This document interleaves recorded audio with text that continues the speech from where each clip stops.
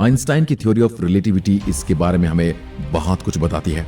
इसलिए वैज्ञानिकों का मानना है कि अगर ब्लैक होल को समझना है तो इसके लिए हमें एक ऐसी थ्योरी को चुनना होगा जो हमें ब्रह्मांड के बड़े से बड़े ऑब्जेक्ट के साथ साथ ब्रह्मांड के सबसे छोटे ऑब्जेक्ट यानी क्वांटम पार्टिकल के बारे में भी बता सके। पर परेशानी यह है कि ब्रह्मांड के बड़े ऑब्जेक्ट के लिए तो हम आइंस्टाइन की थ्योरी ऑफ रिलेटिविटी का प्रयोग कर सकते हैं, लेकिन जब बात क्वांटम पार्टिकल्स की आती है तो इसके लिए हमें क्वांटम थ्योरी का ही प्रयोग करना पड़ता है, क्योंकि ब्लैक होल की तरह क्वांटम लेवल पर भी थ्योरी ऑफ रिलेटिविटी और फिजिक्स के सभी नियम टूट जाते हैं। इसलिए सालों से वैज्ञानिक एक ऐसी थ्योरी पर काम कर रहे हैं जो थ्योरी ऑफ रिलेटिविटी और क्वांटम थ्योरी को एक साथ कर सके। एक ऐसी थ्योरी जिसे हम थ्योरी ऑफ एवरीथिंग कह सके, क्योंकि वह हमें ब्रह्मांड में मौजूद हर एक ऑब्जेक्ट के बारे में अच्छे से बता पाएगी। यानी इस थ्योरी ऑफ एवरीथिंग से हम ब्लैक होल और इसके अंदर की दुनिया का सच भी जान सकते हैं। ऐसी एक थ्योरी ऑफ एवरीथिंग पर भौतिकी शास्त्री मिशिओ काकू कई सालों से काम कर रहे हैं और उनका मानना है कि हमारे इन सभी सवालों का जवाब सुपर स्ट्रिंग थ्योरी है, जिसे हम थ्योरी ऑफ एवरीथिंग भी कह सकते हैं।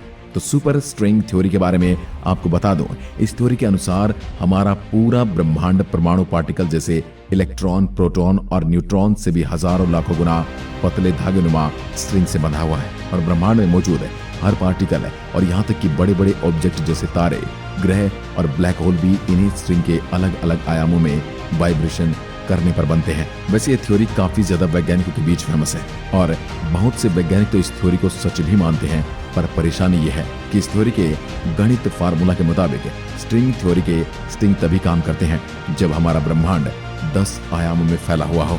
लेकिन अभी तक तो हमारी सभी नॉलेज तो यही कहती है कि हमारा ब्रह्मांड केवल 3 आयामों में है। अगर हम आइंस्टाइन की थ्योरी ऑफ रिलेटिविटी को मानते हुए समय को भी एक आयाम माने, यानी 4 डायमेंशन तक ही सीमित हो जाता है। ऐसे में हमारे पास इसका जवाब नहीं है कि बची हुई 6 डायमेंशन कहाँ है, क्योंकि हमें तो यह डायमेंशन देखने को नहीं मिल रही।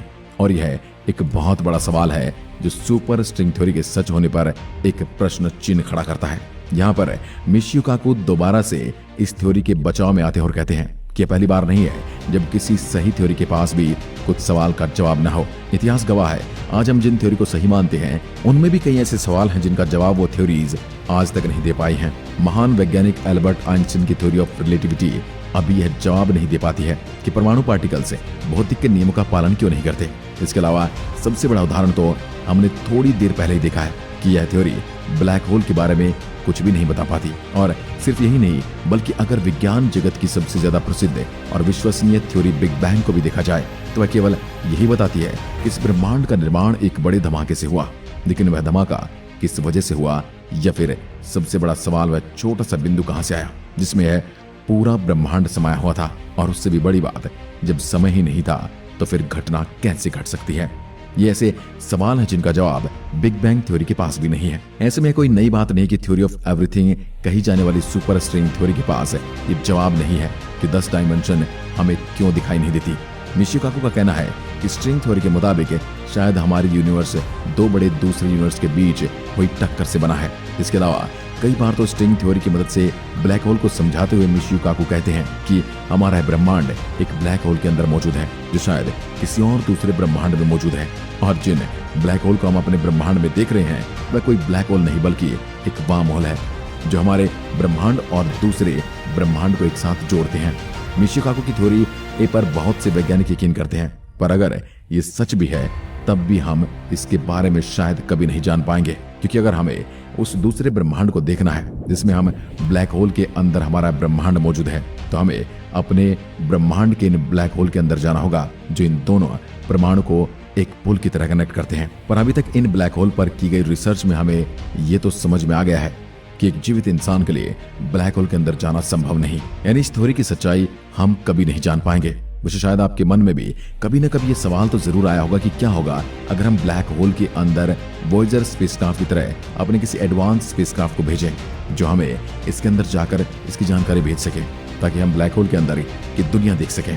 वैसे सुनने में काफी अच्छा आइडिया लगता है, लेकिन शायद आपने थोड़ी देर पहले मेरी बात पर ध्यान नहीं दिया। तो ब्लैक होल एक ऐसी जगह है जहाँ की ग्रेविटी इतनी ज्यादा है कि वह अपने अंदर आने वाले हर चीज को पहले परमाणु में तोड़ देती है। जैसे कि कोई चीज इवेंट होराइजन को पार करती है, तभी वह परमाणु में टूटकर ब्लैक होल के फोटोन स्फीयर में घूमने लगती है और धीरे धीरे ब्लैक होल की अनंत सिंगुलैरिटी की दुनिया में चली जाती है, जहां से कोई भी फॉर्मेशन या लाइट कभी बाहर नहीं आती। कहने का मतलब यह है कि हम चाहे कितने भी एडवांस स्पेसक्राफ्ट भेजें, वो ब्लैक होल के इवेंट होराइजन को पार करते ही पूरी तरह से बिखर जाएगा, और इतने छोटे छोटे पार्टिकल में कि आप उन्हें शायद आंखों से भी न देख पाएं, और हम तक कभी भी कोई इंफॉर्मेशन वो नहीं पहुंचा पाएगा। वैसे दोस्तों, आपको क्या लगता है, क्या मिशी काकू का कहना सही है कि हम ब्लैक होल के अंदर मौजूद हैं? आप अपना जवाब हमें कमेंट बॉक्स में लिखकर बता सकते हैं। एक बार फिर मिलते हैं, तब तक के लिए नमस्कार, जय हिंद, जय भारत।